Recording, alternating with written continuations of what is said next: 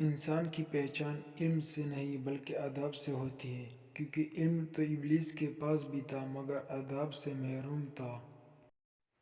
اختلاف کے باوجود کسی سے اچھے اخلاق سے پیش آنا کمزوری نہیں بلکہ بہترین تربیت اور خاندانی ہونے کی دلیل ہے۔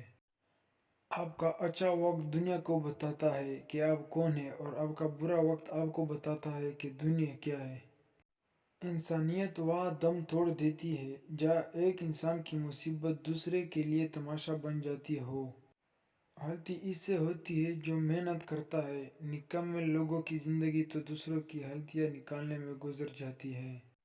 حالات سے ڈرنا زندگی میں زہر گھولتا ہے۔ انسان آنسوں اور مسکراہٹوں میں لٹکا ہوا پینڈولم ہے۔ اگر محنت بے دلی سے کی جائے تو اچھے نتیجے کا انتظار فضول ہے۔ سب سے زیادہ جاہل وہ ہے جو گناہ سے باخبر ہوتے ہوئے بھی گناہ کر جائے۔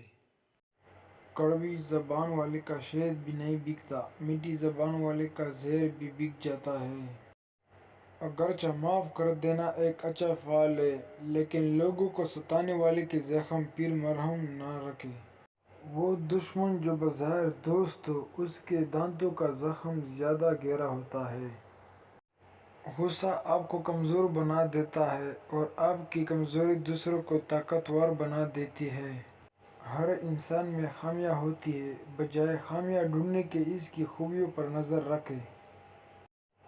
ایسے دوست سے ہاتھ دھو لینا بہتر ہے جو تیرے دشمن کے ساتھ بیٹھتا ہے۔ زندگی حقیقت میں بہت سادی ہے، لیکن ہم اسے مشکل بنانے پر زور دیتے رہتے ہیں۔ پوری دنیا میں صرف ایک شخص ہے جو آپ کی زندگی بدل سکتا ہے، اور وہ خود آپ ہی ہے۔ اگر تم عبادت میں ہو تو اپنے دل کی حفاظت کرو۔ اگر تم کھا رہے ہو اپنے اخلاق کی حفاظت کرو۔ اگر تم کسی اور کے گھر میں ہو تو اپنی آنکھوں کی حفاظت کرو۔ اگر تم لوگوں کے بیچ ہو تو اپنی زبان کی حفاظت کرو۔ چار چیزیں علم کے طلب کو شرمندہ کرتی ہیں: لوگوں پر تنقید کرنا، خود کی تعریف کرنا، علم نہ سکھانا، اور جو جانتے ہیں ان کی مشق نہ کرنا۔ تم اپنی ہزار غلطیوں کے باوجود اپنے آپ سے محبت کرتے ہو، لیکن دوسروں کی ایک غلطی کی وجہ سے ان سے نفرت کیوں کرنے لگ جاتے ہو؟ یا تو خود غلطیاں کرنا چھوڑ دو یا دوسروں کو معاف کرنا سیکھ لو۔